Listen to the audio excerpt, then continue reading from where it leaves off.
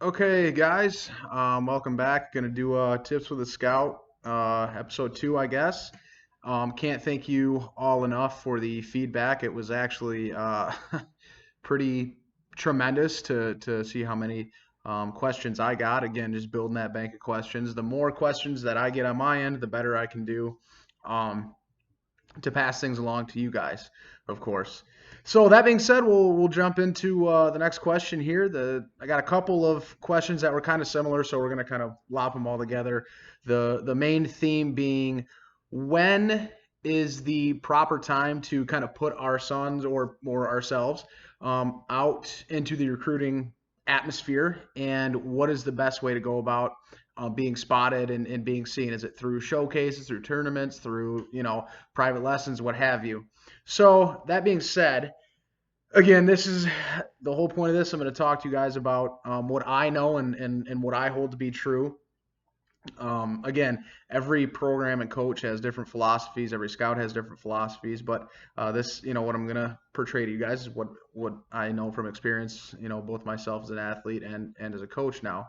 So that being said, I believe firmly that it is case by case. Honestly, when it comes to each individual prospect, technically speaking, you become a prospect really once you get into high school. That being said, depending on what programs you're drawing interest from, you may not be really a legitimate prospect until your senior year almost. Um, so what I mean by case is you have some very odd scenarios. You have some outliers like Bryce Harper, who when he was 13 or 14 years old, everybody in the country knew about him. So if you're that kind of a freshman, yeah, you're going to probably start getting some interest, and you're going to start looking at best ways to get recruited and the best ways to go about it, and how to hit up showcases and that kind of situations. But if that's the case, you're probably not going to have to do much to put yourself out there and to get noticed, because everybody's going to know who you are anyways. I would say, as a vast majority, that being, of all the college baseball players that there are, such a finite percent of them are high end Division 1 guys. So that is those are the no doubt guys for the most part that know that they're there and they're physically matured, that have they've been spotted since they were freshmen or they were young, and they've already known what they were going to be doing for the most part. So what I'm going to speak on is kind of the majority here, which is your Division 2, 3, NAI, JUCO guys, which make up the grand scheme of college baseball or mid-major Division 1s. That's kind of the culmination of what I'm going to be speaking towards here.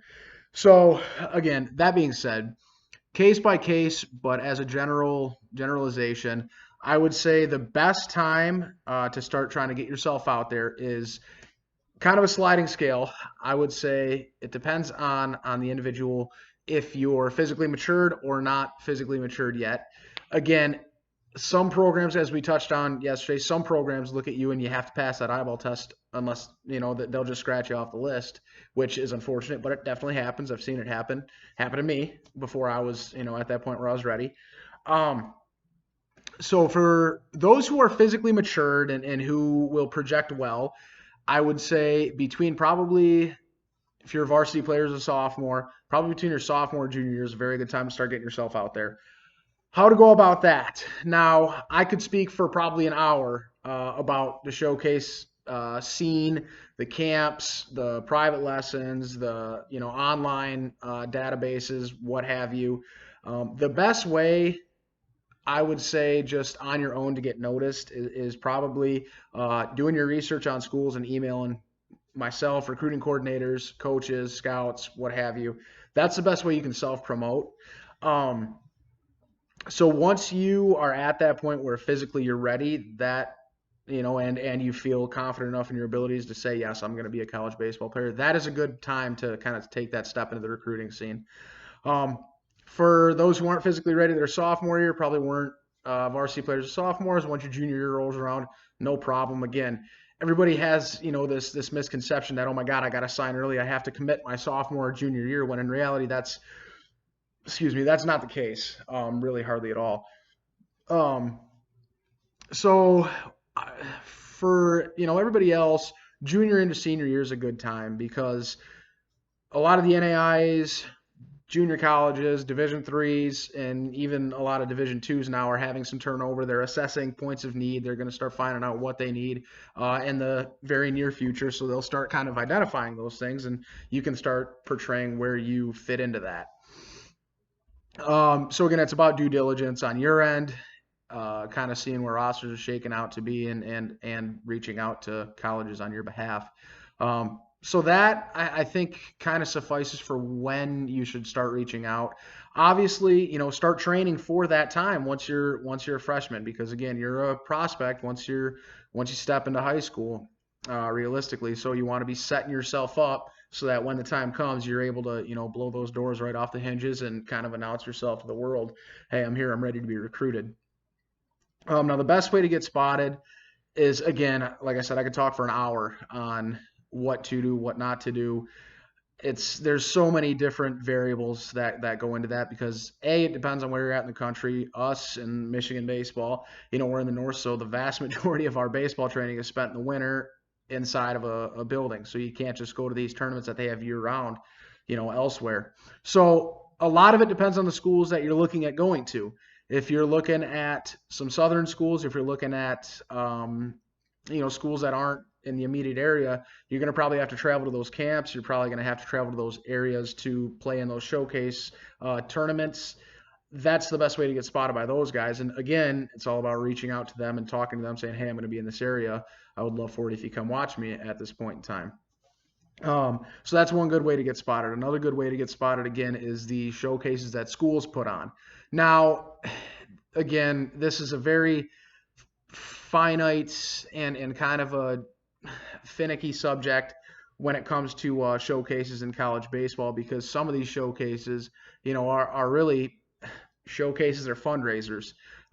So you're not going to get a true look at some of those. So really, it's up to the individual player to reach out to those coaching staffs and say, hey, am I going to get a legitimate look if I come to this showcase or this camp? Because you don't want to be out. Some of them are expensive. Some of them are I've seen them up as high as almost $300-$400 to go to these camps, and that's steep. That's not a cheap price tag. So you want to make sure you're getting a lot of bang for your buck when you do that. The junior college level, the NAIA level, you'll see the camps at realistically between like $50 and $100. If that's the case, I would highly recommend those, because you're going to get spotted doing that pretty frequently. So the best way is kind of in culmination for tips from a scout, part 2. When you're ready to put yourself out to the world, and the recruiting world is kind of case by case, player by player. As a generalization, if you're ready between your sophomore and junior year, if you need a little bit more time to develop, probably between your junior and senior year. And the best way to get spotted is A, take it upon yourself to put yourself out there and try to make yourself known through emails and phone calls. Yes, pick up the phone and call. You'd be very surprised at what happens. And then as you kind of progress down and get a little bit older into, the showcase tournaments, regionally areas, reaching out saying, hey, please come watch, or, the school by school specific showcases that they put on, because in some cases you're going to be able to perform right in front of those coaches. So I know a little bit long-winded on this one, but there's a lot of substance, a lot of content in this one.